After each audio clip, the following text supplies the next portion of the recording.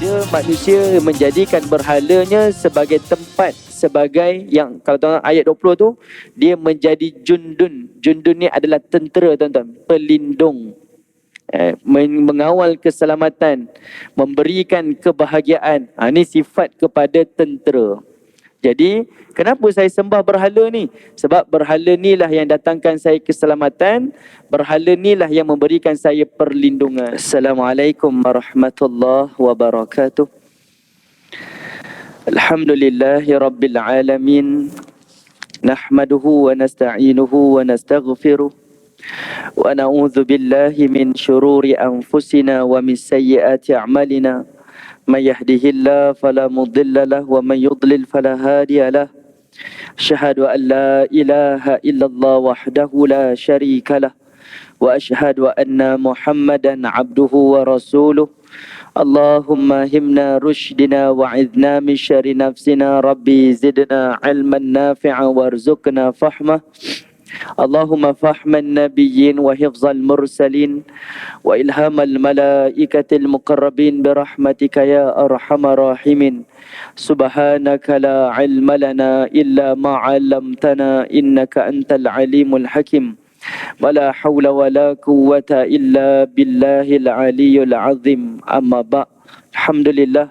Pertamanya kita syukur pada Allah Subhanahu wa taala di atas kesempatan yang Allah izinkan kepada kita pada pagi ini.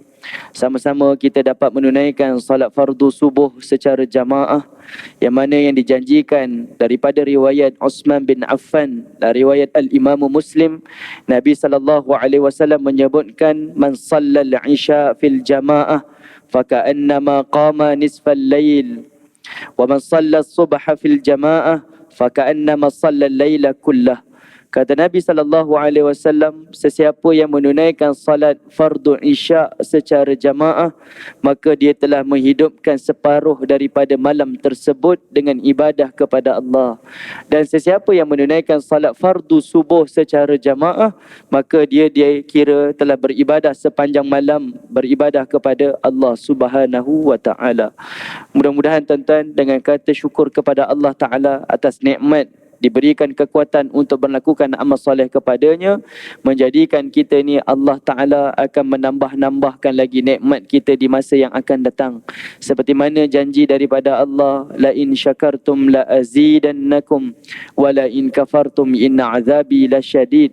Sesiapa yang bersyukur kepada Allah, Allah menjamin la azidannakum, akan melipat gandakan lagi nikmat. Wala in kafartum, dan sesiapa yang tidak bersyukur, kufur kepada Allah, inna azabi lasyadid, sesungguhnya azab Allah tersangatlah pedih di hari akhirat. Jadinya tuan-tuan yang dirahmati Allah, insya-Allah untuk pagi ini kita akan sambung lagi tafsir dan tadabbur kita. Kita akan sambung pada surah Al-Mulk. Surah Al-Mulk, surah yang ke-67, dan kita akan sambung pada ayat yang ke-22. Pada ayat yang ke-22.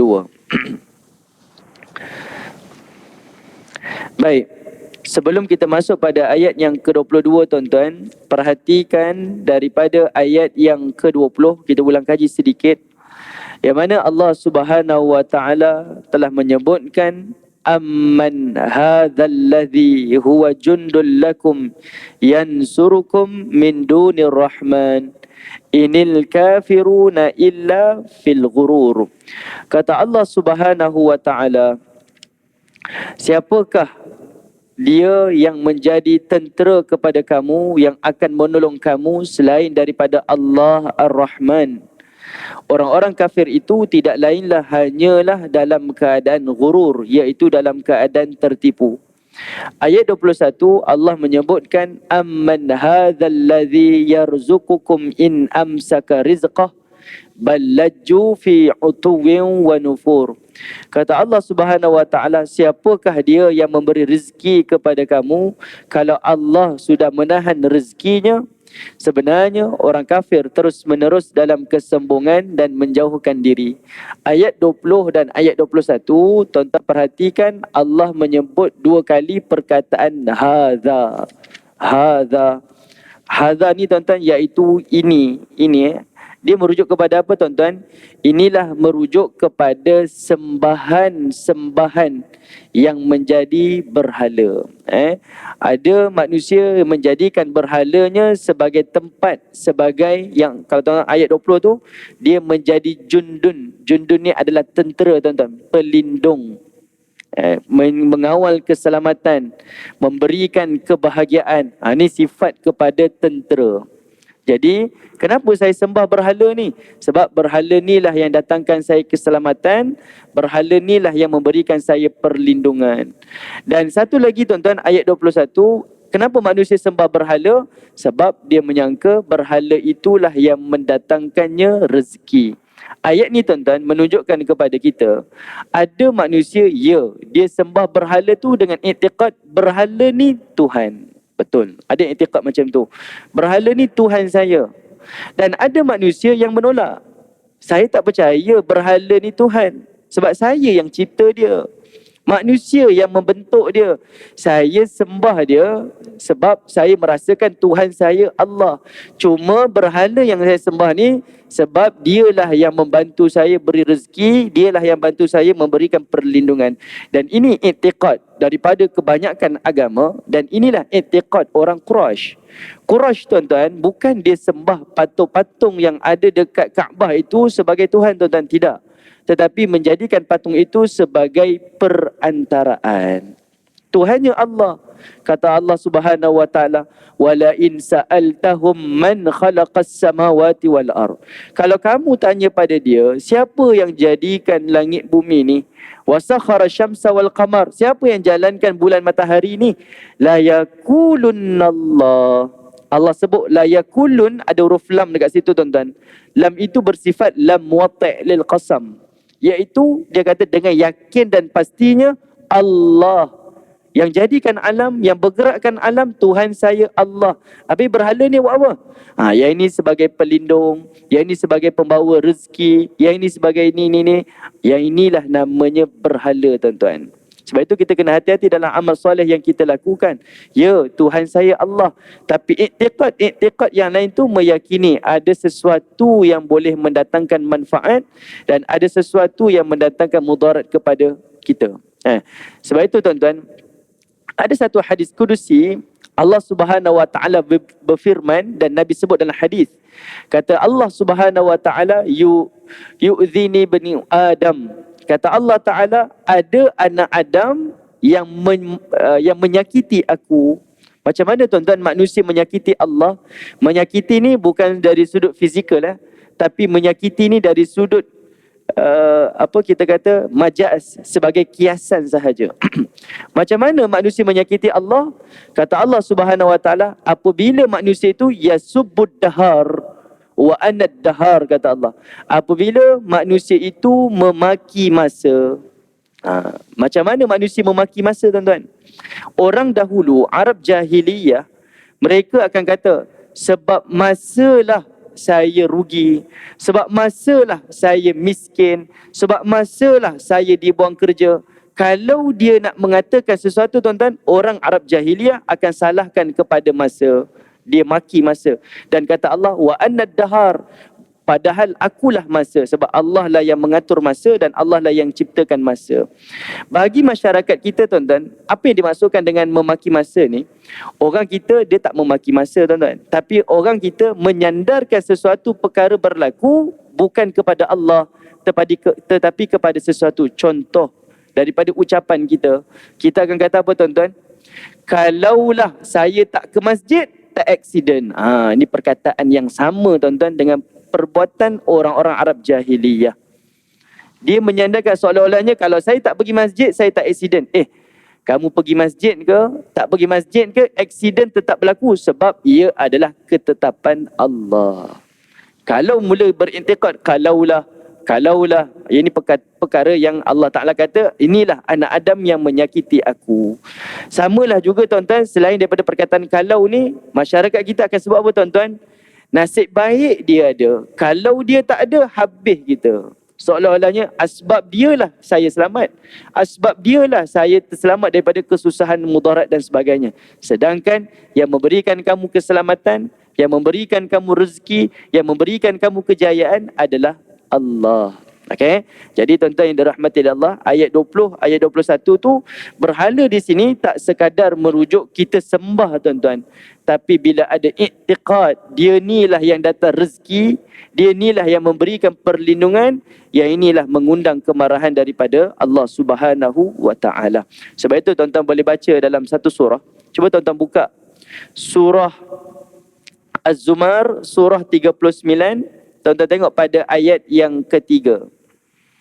Surah Az-Zumar, surah 39, ayat yang ketiga. Allah kata apa tuan-tuan?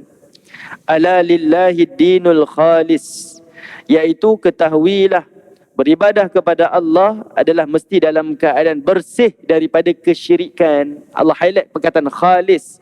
Beribadah kepada Allah mesti bersih daripada syirik. Syirik ni ramai yang ingat dia hanya sembah berhala, syirik. Ada benda yang kita sembah Allah tapi boleh jadi syirik tuan-tuan. Apa dia? Kata Allah, walladzina takhadhu min dunihi awliya'a ma na'buduhum illa liyuqarribuna ila Allahi zulfa.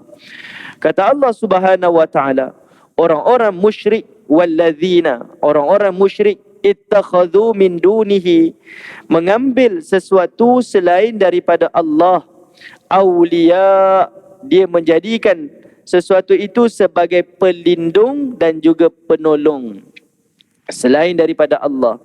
Dan mereka kata apa tuan-tuan? Ma na'buduhum, kami tak sembah dia, kami tak sembah berhala, illa, melainkan, liyuqarribuna ilallahi zulfa, melainkan kami sembah dia ni untuk dekatkan kami kepada Allah, zulfa, lebih dekat lagi. Tuan-tuan tengok dia bukan tak sembah Allah tuan-tuan, dia beriman pada Allah, tapi menjadikan sesuatu selain daripada Allah dengan i'tiqad, yang ini mendekatkan saya pada Allah, yang ini menjadikan saya hampir kepada Allah, ini menjadikan saya dicintai oleh Allah. Hati-hati tuan-tuan, yang inilah yang namanya orang yang dalam keadaan kesyirikan. Baik, selesai tuan-tuan.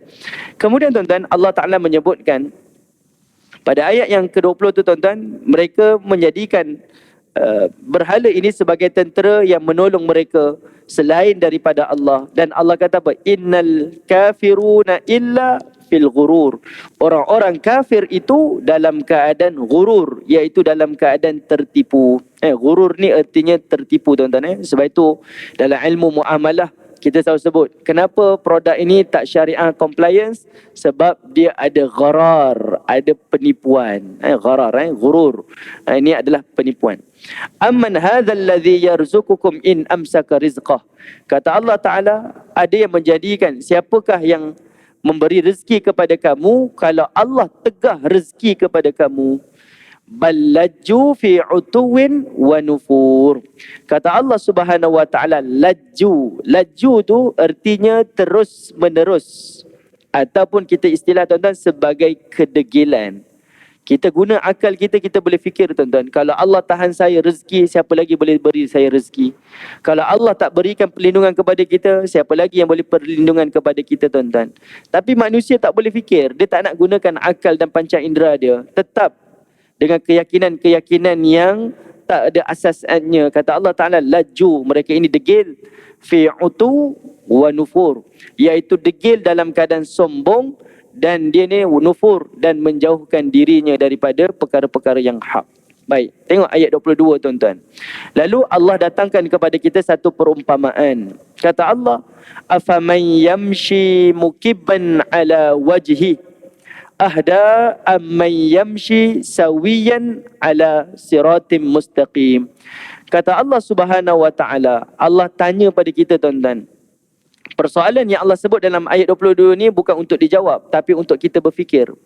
Kata Allah Ta'ala, siapakah yamshi mukibban ala wajhi, orang yang berjalan dengan mukanya lebih mendapat hidayah, ataupun orang yang berjalan sawiya dengan kakinya ala siratim mustaqim, di atas jalan yang lurus. Siapa yang lebih dapat hidayah? Siapa yang jalannya lebih elok tuan-tuan? Berjalan dengan muka ke berjalan dengan kaki? Orang yang Allah kata yamshi mukibban ala wajhi, itu orang kafir tuan-tuan. Iaitu mereka berjalan dengan muka, Berjalan dengan muka ni tuan-tuan, satu, destinasi dia tak nampak. Yang kedua, dia nak berjalan pun dia tak tahu macam mana. Itu yang dimaksudkan dengan mukiban ala wajhi. Mereka berjalan dengan muka. Dia bila kepalanya di bawah tuan-tuan, dia tak nampak saya nak ke mana, tak nampak. Dan yang kedua, dia tak boleh berjalan dan dia tak tahu macam mana nak berjalan.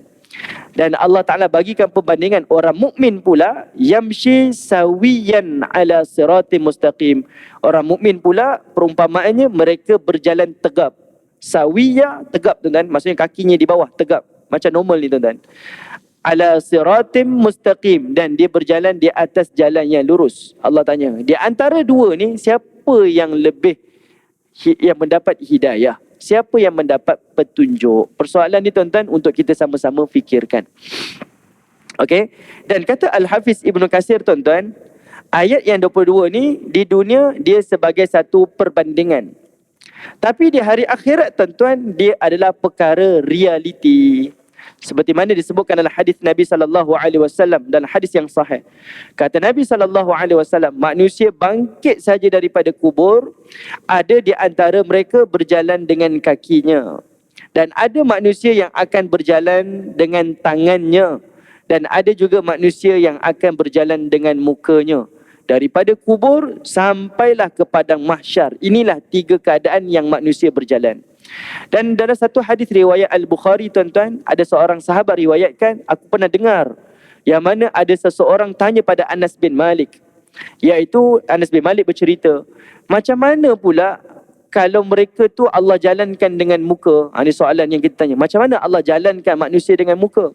Lalu kata Nabi SAW, seperti mana Allah yang menjalankan kita dengan kaki, itulah Allah yang menjalankan manusia dengan muka di hari akhirat. Di dunia tuan-tuan, ini sebagai satu perumpamaan. Tapi di hari akhirat, ini adalah sebagai satu realiti. Cuma ayat 22 tuan-tuan, tuan-tuan kalau buat nota, yang Allah nak highlightkan adalah perkataan ahda. Ahda. Siapa yang mendapat hidayah? Apa maksud hidayah tuan-tuan? Hidayah ni kata Dr. Wahbah Az-Zuhaili dalam tafsir Al-Munir ada empat. Ada empat hidayah tuan-tuan. Pertama, hidayah ini adalah merujuk kepada hidayah secara ilham, fitrah. Kita lahir saja tuan-tuan, anak kita lahir saja tuan-tuan, semua yang dia lakukan adalah secara kita kata semula jadi ataupun fitrah. Lahir-lahir je seorang anak, dia pandai menyusu. Siapa yang mengajarnya tuan-tuan? Disitulah namanya hidayah. Kemudian cukup 2-3 bulan tuan-tuan, anak ni dah pandai bergolek pula. Itu namanya hidayah. Tidak ada seorang ibu, seorang ayah tunjukkan depan anak-anak, macam ni nak saya golek, anak pun golek. Tak ada tuan-tuan. Dia bergolek, dia duduk, dia meniarap, berdiri, berlari. Itu adalah hidayah daripada Allah. Penting tak penting hidayah tuan-tuan? Itu yang paling asas. Itu namanya hidayah. Kita panggil ilham ataupun fitrah. Kedua tuan-tuan, hidayah itu namanya hidayah bayyinah. Hidayah bayyinah. Minta maaf tuan-tuan. Yang kedua tuan-tuan, hidayahnya adalah hidayah panca indera. Yang kedua adalah hidayah panca indera, iaitu akal kita boleh berfikir, mata kita boleh melihat, telinga kita boleh mendengar, dan seluruh panca indera kita berfungsi mengikut apa yang sepatutnya. Itu namanya hidayah. Yang ketiga, hidayah bayyinah, iaitu menggunakan panca indera kita melihat kepada keterangan-keterangan. Sama ada dari sudut ilmu dunia dan lebih-lebih lagi dari sudut ilmu agama. Hari ini dunia tanpa sempadan tuan-tuan. Kita boleh tengok apa sahaja, nak ataupun tidak. Orang yang berbangsa lain, beragama lain tuan-tuan, dia boleh tengok Quran daripada macam-macam bentuk melalui media-media sosial, melalui website dan sebagainya. Tidak ada halangan. Dan itulah namanya al-bayyinah. Dia belajar, dia membaca, dia mengkaji Al-Quran dan sebagainya. Tuan-tuan yang dirahmati oleh Allah.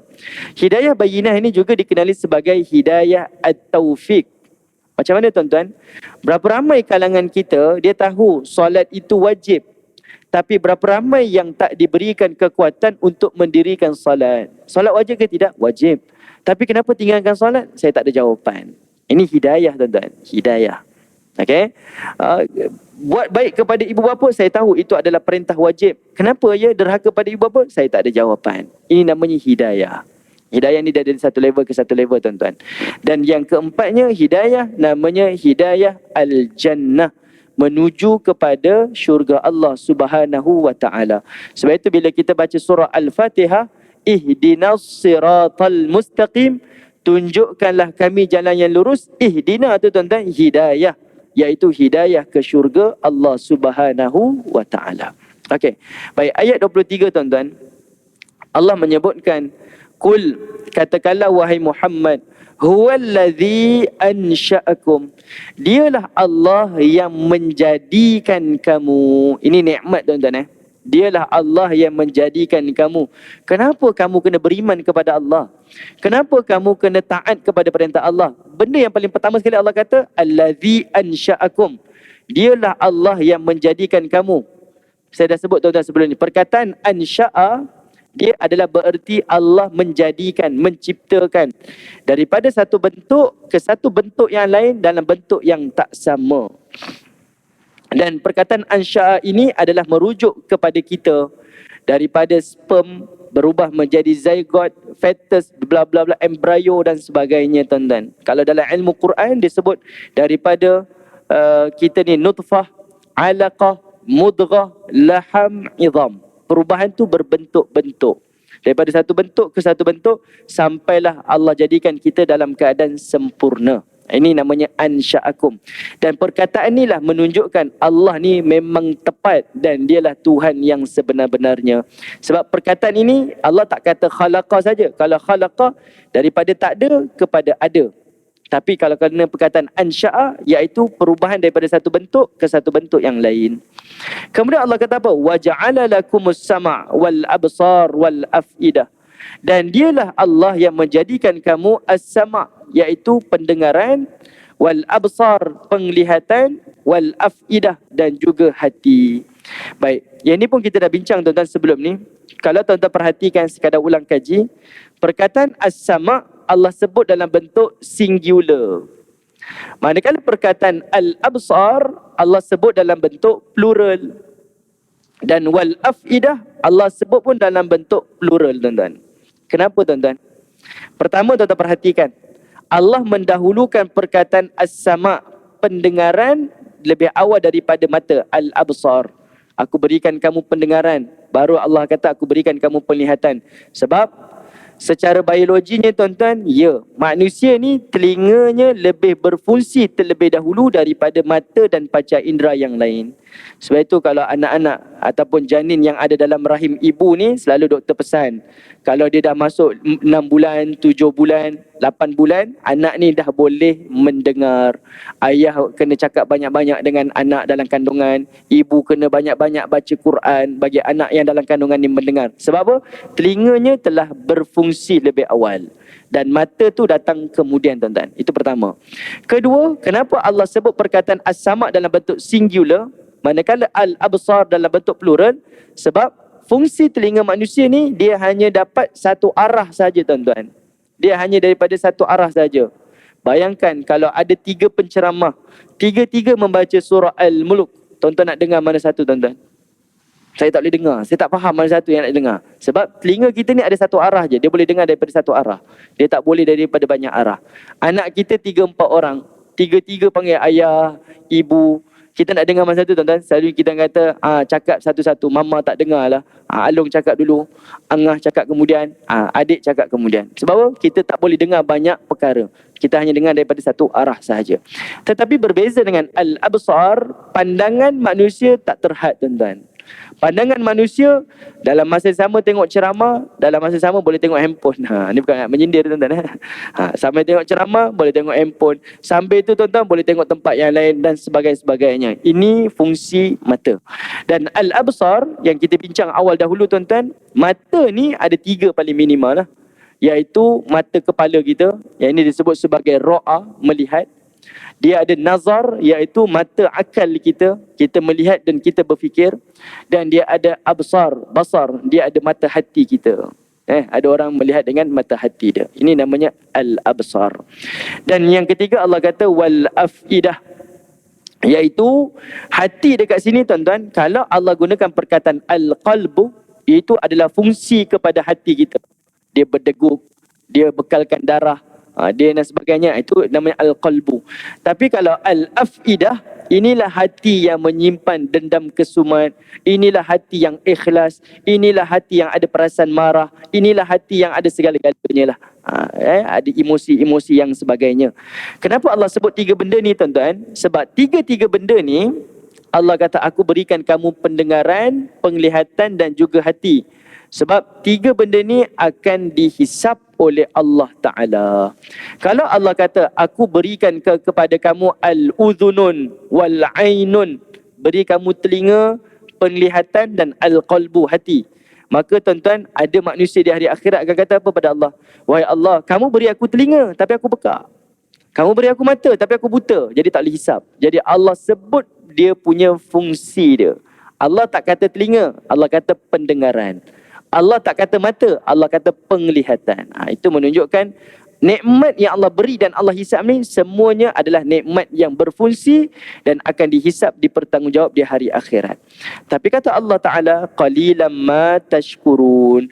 Tapi sedikit yang bersyukur kepada Allah.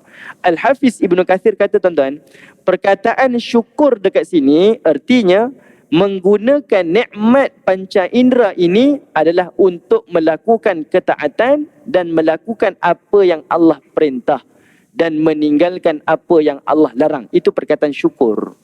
Kalau kita terkeluar daripada konteks ni tuan-tuan, itulah namanya orang yang tidak mensyukuri nikmat. Okay? Ada telinga tapi dengar orang mengumpat. Ada mata tapi tengok maksiat. Ada hati tuan-tuan tapi ada dendam kesumat. Yang ini tuan-tuan yang disebut sebagai tidak mensyukuri nikmat yang Allah berikan. Ada telinga, dengarlah perkataan-perkataan yang baik yang menambah iman. Ada mata, melihatlah kebesaran-kebesaran Allah yang menambahkan iman. Ada hati tuan-tuan, didik hati kita supaya ikhlas melakukan ketaatan kepada Allah. Itu yang dimaksudkan dengan syukur. Kemudian tuan-tuan, ayat 24. Allah kata apa lagi tuan-tuan? Kul, katakanlah wahai Muhammad, kenapa kita kena membesarkan Allah, mentaati Allah, beriman kepada Allah? Kata Allah, huwallazi, dialah Allah, zara'akum fil ard. Dialah Allah yang telah menyebarluaskan, yang telah membiak-biakkan kamu di atas muka bumi ni. Tuan-tuan, perkataan zara'akum tuan-tuan itu menunjukkan kebesaran dan keagungan Allah. Kenapa? Sebab Allah Ta'ala menggunakan perkataan zara'akum, iaitu Allah lah Tuhan yang mengembangbiakkan makhluk dia. Mengembangbiakkan kita tuan-tuan. Posture kita berbeza, warna kulit berbeza, cara hidup berbeza, budaya berbeza, macam-macam. Okay? Dalam masa yang sama, Allah juga mencukupkan nikmat-nikmatnya. Orang yang macam ni, negara sekian, makannya jenis lain tuan-tuan. Orang yang hidup negeri sekian, cara makannya lain. Jangan kata luar negara tuan-tuan. Kita di Malaysia pun tak sama. Laksa pun bergaduh tuan-tuan. Laksa Johor lain, laksa Sarawak lain, laksa Penang lain, semua lain-lain tuan-tuan. Ini sifat yang berbeza. Allah suruh kita tengok, ini adalah kebesaran. Dan lalu Allah Ta'ala sebab apa tuan-tuan? Wa ilaihi tuhsyarun, dan kepada Allah lah kamu dibangkitkan. Kenapa ayat ni Allah sebut? Sebab sebagaimana Allah Ta'ala mengembang-ngembangkan kamu dekat dunia ni, dialah Allah yang akan mengumpulkan kamu di mahsyar. Pelik ke tuan-tuan? Tak pelik, dan itulah kebesaran. Akulah Tuhan yang berikan kamu seluas-luas tempat alam ni. Kamu duduk di mana-mana. Akulah yang mengembang biak kamu. Dan akulah yang mengumpulkan kamu. Pelik ke? Tak pelik. Sebab pada zaman Nabi SAW, Abu Jahal pernah tanya pada Nabi, Man yuhyil izam wa hiya ramim. Muhammad, masa tu dia tiup debu mayat tuan-tuan di hadapan Nabi. Lalu kata Abu Jahal, wahai Muhammad, siapa yang boleh hidupkan tulang yang ramim ni, yang dah hancur ni, yang dah rompong, dah jadi debu ni? Kul, katakanlah wahai Muhammad. Allah suruh Nabi jawab, yuhyihallazi ansha'aha awwala marrah. Dialah Allah yang jadikan kamu dulu pada peringkat yang pertama. Artinya Allah lah yang jadikan kita di alam ni, dan dialah Allah yang jadikan kita di hari akhirat. Dialah Allah yang mengembang biak kamu di alam ini, dan dialah Allah yang mengumpulkan kamu. Beza ke tuan-tuan? Tak beza. Dan itulah menunjukkan kemampuan dan kebesaran Allah Ta'ala. Okay? Sebab orang-orang Quraisy menolak. Macam mana Tuhan kamu boleh kata dia boleh kumpulkan kita di satu tempat? Logiknya tuan-tuan, kalau dia yang boleh sebarkan kamu, mengembang-biakkan kamu, kenapa tak boleh kata dia yang mengumpulkan kita di satu tempat di hari akhirat? Okey. Barulah ayat 25 tuan-tuan, Allah sambung, wa yaqulun, maka orang-orang musyrik pun bertanya pada Nabi, mata hadzal wa'du, bilakah hari yang dijanjikan ini? In kuntum sadiqin. Ayat ni ayat provokasi tuan-tuan. Bila hari yang kamu sebut ni, hari yang dijanjikan ini? Kalau benar, in kuntum sadiqin, kamu ini adalah orang-orang yang benar. Kul, katakanlah wahai Muhammad, Allah Ta'ala suruh jawab, innamal ilmu indallah. Kata Allah Subhanahu Wa Ta'ala, sesungguhnya ilmu tentang hari kiamat itu indallah, dia hanyalah di sisi Allah, tak ada makhluk yang tahu. Nabi pun tak tahu, tak ada seorang pun tahu tuan-tuan. Wa innama, dan sesungguhnya ana nadhirum mubin, aku ni adalah sebagai pembawa peringatan sahaja. Okay? Nabi hanya pembawa peringatan sahaja. Nabi bukan tempat untuk kamu tanya.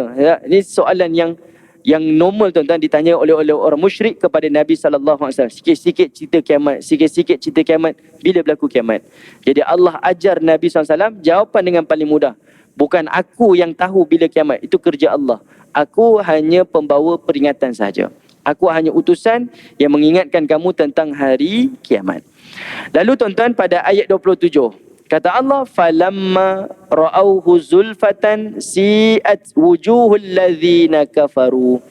Kata Allah Subhanahu Wa Ta'ala, ketika mana ra'auhu, orang-orang kafir, zulfatan si'at wujuhul ladzina kafaru, apabila mereka melihat azab di hadapan mereka secara dekat. Allah menggunakan perkataan zulfah. Zulfah tu maksudnya azab tu depan mata tuan-tuan, dekat-dekat dah. Dan Allah kata muka mereka dalam keadaan muram, ketakutan, nervous tuan-tuan, hilang darah pada wajah dia. Maksudnya muka pucat kerana takut pada azab. Kata para ulama tafsir tuan-tuan, ayat 27 ni ada dua tafsiran. Tafsiran pertama, ayat ini merujuk di dunia. Ayat ini merujuk di dunia, iaitu di dalam peperangan Badar. Di dalam peperangan Badar. Sebab surah Al-Mulk adalah surah Makkiyah, surah yang diturunkan sebelum Nabi hijrah. Okay, ini adalah surah Makkiyah. Jadi Allah kata sampai azab tu depan mata mereka, iaitu di dalam peperangan Badar. Memang nampak jelas pada wajah-wajah mereka itu dalam keadaan ketakutan. Azab tu di hadapan mereka. Tapi sebahagian para ulama tafsir menyebutkan ayat ini adalah merujuk di hari akhirat. Bila mana azab tu didekatkan kepada mereka dalam keadaan mereka tak berkata, tapi wajahnya menzahirkan ketakutan. Waqila, dan dikatakan kepada orang-orang kafir, hadzal ladzi kuntum bihi tad'un, inilah azab yang dahulu kamu minta-minta. Turunkanlah azab daripada Tuhan kamu wahai Muhammad kalau kamu benar daripada langit, turun. Keluarkan azab daripada bumi Muhammad kalau Tuhan kamu benar. Ini adalah provokasi yang selalu dicabar-cabar kepada Nabi SAW. Jadi Allah Ta'ala suruh Nabi jawab, hadzal ladzi kuntum bihi tad'un, inilah azab yang selalu kamu minta-minta. Okey, baik tuan-tuan, kita ada 3 ayat tuan-tuan, saya habiskan teruskan. Baik, tengok ayat 28. Kata Allah Subhanahu Wa Ta'ala, kul, katakanlah wahai Muhammad, ara'aitum in ahlakani Allahu wa man ma'iya aw rahimana faman yujirul kafirina min azabin alim. Kata Allah Subhanahu Wa Ta'ala, ara'aitum, terangkan kepadaku, in ahlakani Allah, kalaulah Allah menghancurkan kamu ataupun Allah mematikan kamu, wa man ma'iya aw rahimana, dan bersama-sama dengan orang denganku, atau memberi rahmat kepada kami, iaitu memasukkan kami ke dalam syurga, faman yujirul kafirina min azabin alim, tetapi siapakah yang dapat melindungi orang kafir daripada siksa yang pedih? Ini pertanyaan ni tuan-tuan. Tengok kata Al-Hafiz Ibn Kathir, iaitu ayat yang ke-28 ini adalah sebagai satu peringatan daripada Nabi, selamatkanlah diri kamu. Kata Al-Hafiz Ibn Kathir, selamatkanlah diri kamu. Sesungguhnya tidak ada yang boleh menyelamatkan diri melain daripada azab Allah, melainkan taubat kepada Allah, dan selain daripada kembali kepada agama Allah. Dan tidaklah ditimpakan azab dan sesaan daripada Allah seperti yang kamu harapkan, sama sekali tidak akan memberi manfaat. Allah lah yang memberi azab kepada kamu dan Allah lah yang juga yang mengasihi kamu. Maka sesungguhnya tidak ada tempat yang berlindung daripada azab Allah yang sangat pedih melainkan daripada Allah Ta'ala sahaja. Okey? Jadi ayat 28 itu adalah sebagai ingatan kepada Nabi. Allah suruh Nabi kata kepada orang-orang musyrik, kalau kamu ni minta azab disegerakan, nanti azab dah sampai, kamu tak boleh lari dah. Kamu bunuh Muhammad ke, Muhammad tak mati ke, kamu tetap akan diazab oleh Allah. Sekarang ni jangan cerita dah benda-benda macam tu. Sekarang ni bertaubat dan kembali kepada Allah. Itu ayat dalam bahasa moden tuan-tuan, bahasa kita. Sebab ayat 28 itu, ini dalam perkataan bahasa Arab. Okay? Jadi Allah Ta'ala suruh Nabi SAW pesan kepada orang-orang mukmin sekarang ni kembali pada Allah, bertaubat kepada Allah. Sebab Allah lah yang datangkan azab, Allah lah yang mendatangkan kasih sayang kepada kita. Jadi cukup dengan meminta kepada Allah Subhanahu wa Ta'ala. Lalu ayat 29 Allah kata, Qul, katakanlah wahai Muhammad, Huwa Ar-Rahman, dialah Allah Ar-Rahman, amanna bih wa alaihi tawakkalna. Kepada Allah lah kami beriman dan kepada Allah kami bertawakal. Tuan-tuan perhatikan perkataan Ar-Rahman. Maksudnya apa tuan-tuan? Daripada ayat 28 nak ke ayat 29 ni, kamu dah terlajak dalam perbuatan, kamu dah melakukan kekufuran, kesyirikan. Nabi dipesan oleh Allah, pesan kepada makhluk kembali pada Allah, bertaubat kepada Allah, minta kemaafan daripada Allah. Dan katakanlah wahai Muhammad, dialah Allah Ar-Rahman. Kalau tuan-tuan perhatikan dalam surah Al-Mulk, Allah ulang perkataan Ar-Rahman ni kerap tuan-tuan, kerap, berulang-ulang. Sebab apa? Allah nak sebut pada surah Al-Mulk ini adalah bercerita tentang kerajaan Allah, bercerita tentang kekuasaan mutlak Allah Ta'ala. Tapi dalam masa yang sama Allah nak bagi tahu kerajaan ini dimiliki oleh Tuhan Ar-Rahman, Tuhan yang sangat pemurah, sangat pemurah. Okey. Perkataan Ar-Rahman dia datang daripada perkataan Rahim tuan-tuan. Root word dia Rahim. Maksudnya kasih sayang, penyayang, pemurah. Rahman dia atas wazan fa'lan. Kalau kita belajar bahasa Arab tuan-tuan, wazan fa'lan ni dia memberi maksud bersangatan. Contoh, kalau kita kata malas tuan-tuan, dalam bahasa Arab malas namanya al-kaslu, malas. Kan kita baca Allahumma inni a'udzubika minal ajzi wal kasal. Al-kasal, al-kaslu itu artinya malas. Kalau kita nak kata dia ni pemalas sungguh, kalau Inggeris dia akan tambah very, kata sangat-sangat. Tapi dalam bahasa Arab tuan-tuan, dia tak berubah macam tu tuan-tuan. Dia akan sebut apa? Kaslu tu malas. Al-kaslan, dia ni pemalas sungguh, pemalas yang bersangatan. Jadi Ar-Rahman, dia bukan sekadar pemurah, pengasih tuan-tuan, tetapi pemurah, pengasih yang bersangatan. Maksudnya Allah Ta'ala betul-betul pemurah. Dalam hadis Nabi SAW, Nabi menyebutkan tuan-tuan, di dunia ni Allah baru turunkan 1% kasih sayang dia, sifat rahim dia. 1% tuan-tuan. Dan 1% ni yang kita kongsikan dengan bilion manusia yang lain. Bukan sekadar manusia, tapi dikongsikan juga dengan hayawan dan juga tumbuh-tumbuhan. Itu baru 1%. Kita tengok apa kesan dia tuan-tuan. Ibu sayang kepada anak, dia sanggup buat apa saja untuk anak dia. Ayah sanggup sayang kepada anak, dia sanggup buat apa saja untuk anaknya. Suami sayang kepada isteri, dia sanggup buat apa saja kepada isterinya. Itulah sifat Ar-Rahman yang 1% yang dikongsi-kongsi antara kita tuan-tuan. Kalau nak tengok zaman dahulu tuan-tuan, berlaku pada seorang ulama namanya Abdullah bin Mubarak. Abdullah bin Mubarak ni tuan-tuan, dia pernah dalam perjalanan haji. Dari rumahnya, di tempatnya, dia ni orang Iran tuan-tuan. Berjalan nak pergi ke Mekah untuk buat ibadah haji. Dia ni orang kaya tuan-tuan. Abdullah bin Mubarak ni ulama yang sangat kaya raya. Sangat kaya raya. Dia bukan sedikit-sedikit. Sangat kaya raya tuan-tuan. Satu hari tuan-tuan, waktu dia dalam perjalanan dengan pembantu dia, dia telah membawa 1,000 dinar. 1,000 dinar ni tuan-tuan, saya nak mudahkan, dia lebih kurang dalam 1 juta ringgit Malaysia kita lah. Dia bawa perjalanan haji sebab dia bukan nak berbelanja tuan-tuan, tapi dia nak beri infak pada orang lain. Dalam perjalanan tu semua dia nak infak. Dalam perjalanan haji dia tuan-tuan, dia nampak ada seorang budak, bukan orang tua tuan, budak miskin tengah makan daripada tempat pelupusan sampah. Ini sebut dalam riwayat tuan-tuan. Budak ni tengah makan, cari makanan daripada tempat pelupusan sampah, tengah makan sampah. Abdullah bin Mubarak ni tuan-tuan, dia tanya pada pembantu dia, kita ni kalau patah balik ke negeri kita, berapa banyak belanja yang kita perlukan? Pembantu dia pun kira-kira tuan-tuan, PA dia kira-kira. Dia kata kita perlu 20 dinar sahaja. 20 dinar sahaja. Yang lain tu kita boleh simpan. Kata Abdullah bin Mubarak, kamu ambil 20 dinar, baki tu kamu serahkan, 980 dinar tu kamu serahkan kepada budak tu. Ini sifat penyayang tuan-tuan. Tapi kena ingat, ini baru 1% daripada sifat rahman Allah yang dikongsi-kongsi di antara manusia. Macam mana tuan-tuan bila Allah kata aku ni Ar-Rahman, 99% lagi macam mana tuan-tuan sifat Rahman Allah tu yang Allah tangguhkan di hari akhirat. Dan itulah sebab Allah kata apa? Apa-apa pun kamu berlakukan maksiat, kembalilah kepada Ar-Rahman. Amanna bih, beriman kepada dia. Wa alaihi tawakkalna, dan kepadanya lah kita semua bertawakal kepada Allah Ar-Rahman. Ini kerajaan dia tuan-tuan. Ini kekuasaan. Kita duduk di dalam wilayah Allah dan dialah Allah Ar-Rahman. Tuan-tuan tengok dalam ayat ni surah Al-Mulk tuan-tuan. Berulang-ulang Allah Taala sebut tentang Ar-Rahman.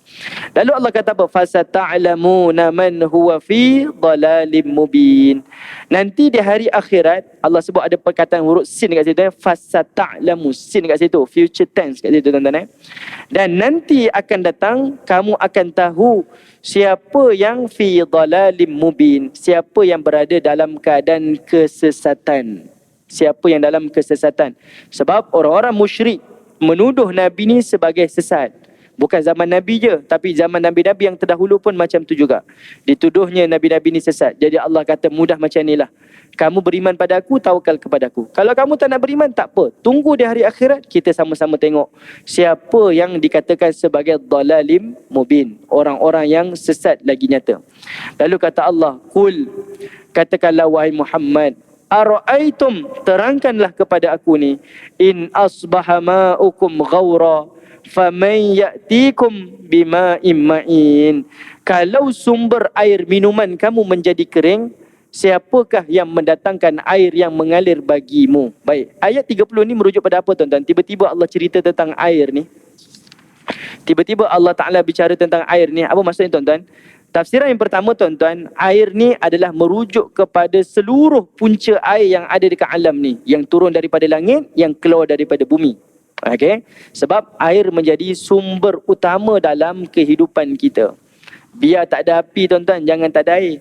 Betul tak? Kita biar tak ada api, tak apalah kalau blackout lah. Tapi air mesti ada. Kita nak jadikan bahan minuman, bahan membersihkan diri dan sebagainya. Bahkan dalam perang Badar pun tuan-tuan, sahabat-sahabat Nabi SAW lebih mengutamakan air daripada yang lain-lain. Sebab itu, sebelum berlaku peperangan Badar, Allah turunkan hujan untuk mereka membersihkan diri dan sebagai bahan minuman kepada tentera-tentera Badar. Ini satu hikmah Allah tunjukkan. Sebab manusia lebih memerlukan air daripada perkara-perkara yang lain.